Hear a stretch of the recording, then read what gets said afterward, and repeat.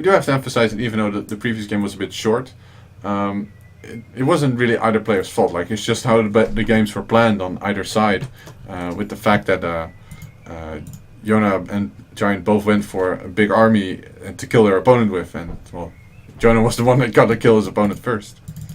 But without further ado, we are in the next game already. We have in the top left from Team Coolmaster, AT Coolmaster Academy. You have Eshkida, he is the yellow Terran. And in the bottom right, we have the red Protoss from Team Fnatic, or in this case, wait, what's their name again? Brought to you by Naniwa himself, it's too legit to quit. It is Hearthstone. So definitely a top tier player here. Too legit to quit. The DSCL also wants to get a bit of that team, the team spirit. Yeah, well, that team money maybe. So I'm not sure what the prices are for the team league, but I guess this team makes a pretty good shot at actually winning the whole tournament if they keep it up like this.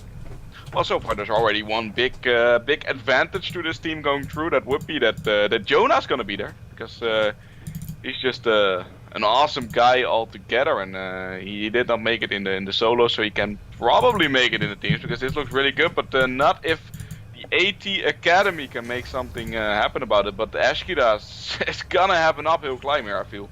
Yeah, the uphill climb here is very, very real. It seems like he wants to play this game out standard so far he can. Gonna be going for that Reaper opening rather soon. And nice welcome, good luck and fun in both directions. And Hearthstone, yeah, you know, what does he want to do? Really, is the real question here.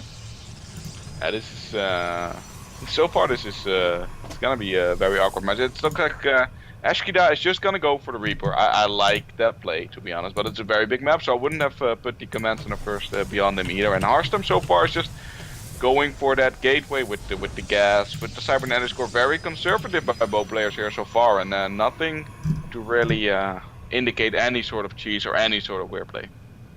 Yeah, so it is Reaper opening, as we could already, you know, conclude from the opening that Eshkida was going for, pulling the SCVs out of gas actually, in order to get a bit more minerals and send the SCV down the ramp to actually get the command center rather soon. Hearthstone getting a zealot, but he will probably he will probably be getting a zealot and cancelling at the last moment, because it doesn't really do anything for him. And he finishes up the cybernetic score, so he can get a stalker and a mothership core out nice and early. I would just laugh so loud if Eshkida would have been like, I saw this build by Cooksroll earlier, and it's pretty good. Mm-hmm. I'm gonna try that against Hearthstone, but so far it doesn't look like he's gonna do any sort of the shenanigans like that. Eshkida actually built all of his SCVs from gas there for a little bit just after the reactor, so that does indicate to me that he's probably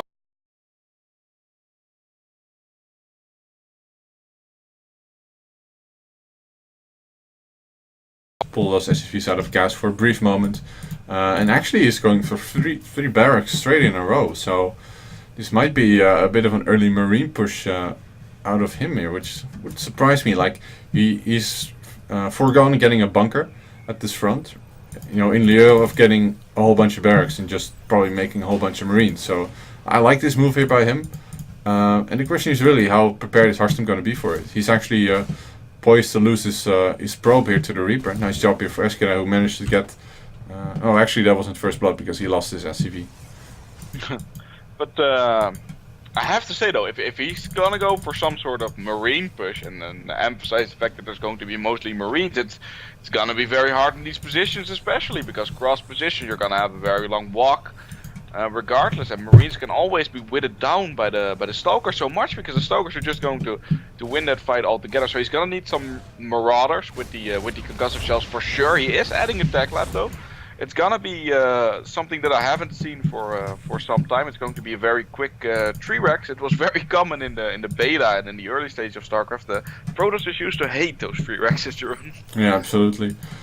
He's doing a nice bit of multitasking with his Reaper. It's already gotten 2 probe kills and a perfect scout off.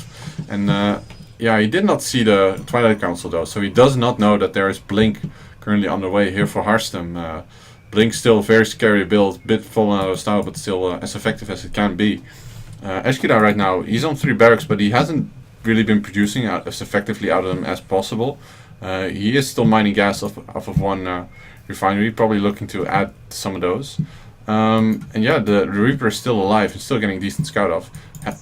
Seeing 3 stalkers and no sentry can be a bit of a tell that this is 2 base blink.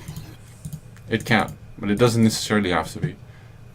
Yeah, definitely can, and it looks like Ashkida's not doing what I would have anticipated. He's not getting the concussive shells as of yet. He's getting Stim and Combat Shield. He is adding some Marauders, and he's just gonna make a big force. I don't actually know if this is going to be for pressure, because it seems like that would be a very much a long shot if he waits too long for that. And he does throw down a scan. He does see some of the things that are going on in Hearthstone's base, and he does see a lot of gateways, and he did definitely see the fact that there's Blink on the way. So the build from Eshira is lacking a factory. Like, he's getting a second refinery, but it's already the 8 minute mark and there's no factory. However, he's getting double upgrades and continuous Marauder production. This could be a 2 base all in, where he pulls SCVs and hits with Stim and a lot of Marauders and Marines with combat shield. But I'm not quite sure. What I do know is that this force, if it actually catches this Stalker force and also Mothership Core out on the map, can really hurt Hearthstone offensive, because Hearthstone still needs to warp in more Stalkers and build up an actual force. And finally the factory does come down, so it is simply somewhat delayed. Oh, and actually the probe is going to get picked off here by by Ashkira, doing a nice job. So the only proxy pylon for Hearthstone is quite far away, and now the Stalkers get, they get spotted. No, here comes the Stim. Actually picks off 1 Stalker. Nice time warp. Sick time warp, yeah, preventing a lot more damage. And the Hearthstone decides to take the fight up front with his Blink Stalkers, blinking some of the Stalkers forward that were not actually hurt. Another Stim underneath the time warp, and I think Hearthstone only just barely will win this engagement, but by the skin of his teeth. However, killing the entire army of Eshkira here might be a bit of a step too far. Actually blinks forward onto the Marauder, snipes 1, snipes 2.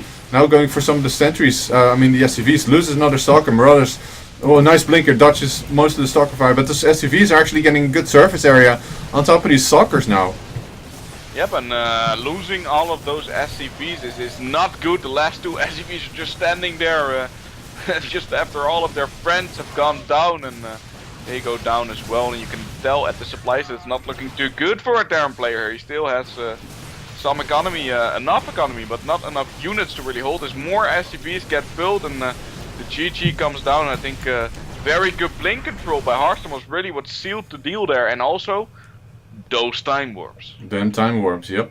If he had moved out immediately as he saw that small force there by Hearthstone, he could have nipped this attack in the butt, maybe by sniping the pylon, preventing further warp ins. But unfortunately he did not, and he lost the game, mostly due to the very much superior control of Hearthstone. I really have to emphasize, because another Protoss at that level of the Terran player would not have won that engagement at all. Like, he would have just gotten crushed by the stimmed Marines and Marauders.